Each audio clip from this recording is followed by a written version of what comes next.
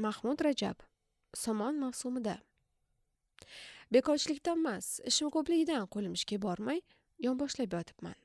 Erinchoqligim emas, kuyunchakligim sababli tashvishlar ko'payib, oyoq qo'lim bog'langan. Ishining ko'zini bilmaydi deyishadi meni. Nima qilay? Men qilmoqchi bo'lgan ishlarning ko'zi yo'q. Daladagi sholini yanchib olganimizga bir hafta bo'ldi. Somoniga hali qo'l tekkizmadik. Chel-cheberda o't ko'p-u, uyda sigir ochligidan dodov turibdi. Uni dalaga yetaklab ketmoqchi edim. Qarasam, bo'ynidagi ip tutilib ketibdi. Hovlini aylanib bir qarich ham ip topa olmadim. O'tgan yili 10 quloch arqonni qayerga berkitganimni eslay olmay, hamma yoqni ag'dar-to'ntar qilib yubordim. Hay mayli dedim-u, sigirni qoziqdan bo'shatmoqchi bo'ldim. Ip tugun bo'lib qotib qolgan ekan. Uni ombursiz yechib bo'lmasdi.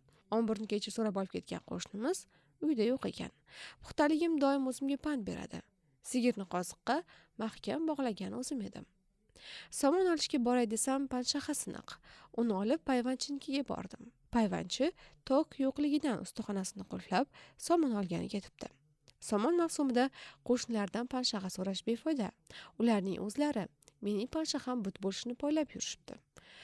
Somonsiz qolsak chatoq. Nechta moling bo'lsa, shuncha arava somon olishing lozim.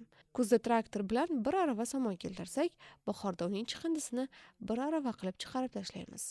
Shu yil bahorda mol arzon, o't qimmat bo'lib, traktorning tirkama aravasiga hakkaning uyasi qilib yuklangan somonning bahosi 200 mingga chiqib ketganida 200 ming so'mga bir xunajon olgan edim.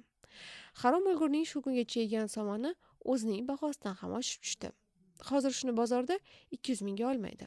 Shunday qilib, u o'zini o'zi allaqachon yeb qo'ydi. Yaxshiyam somon bizda dehqonchilik.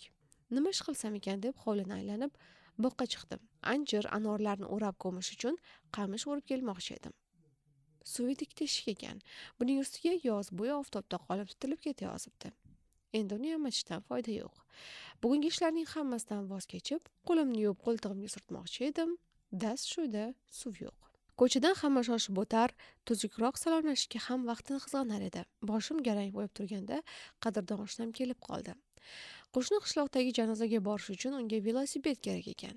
Velosipedni paxta tergani dalaga xotinim minib ketdi dedim. Uff, dedi u. Kelganingiz yaxshi bo'ldi dedim.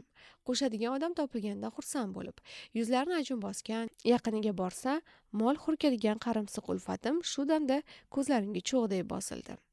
Ayni vaqtida keldingiz. Gazakaga bitta piyozni ikkiga bo'lib, ikkovimiz bitta shishani bo'shatdik. Ulfatim havaskor ashulachi edi. So'nggi piyolani qo'lga olganda shunaqangi kuyladiki, u hech qachon hozirgidek yoqimli kuylamagandi. Men ham hech qachon bugungidek yayragan emasdim. Kelganingiz yaxshi bo'ldi, deya oyoq qo'llarini uzatib, chalqancha yotib esnadim. Kuni bo'yi behudaga kalla qotiribman-u. Sigirni dalaga olib borganim bilan baribir chirigan ipni uzib, paxtaga tushib ketardi. Somonga bormay to'g'ri qildim. Bugungidek shamolli kunda somon olib bo'ladimi? Bugun janozasi o'qilgan odamning qancha ishlari qolib ketdi ekan-a? Dedi Ulfatim boshini chayqab. Og'zimiz so'z qovushmasa ham borgan sari gap-gapga qovushardi. Yostiqni ko'kragiga bosgancha ko'zalingan sherigim bir payt boshini ko'tarib, botayotgan oftobga qaradi-da, sapchib o'rnidan turdi. Nimadir birdan esiga tushdi shekilli, hayhaylashimga qaramay, har oyog'i har yoqqa tushib, yugurgilab ketdi. Lekin u negadir uyga emas, boshqa tomonga qarab ketdi.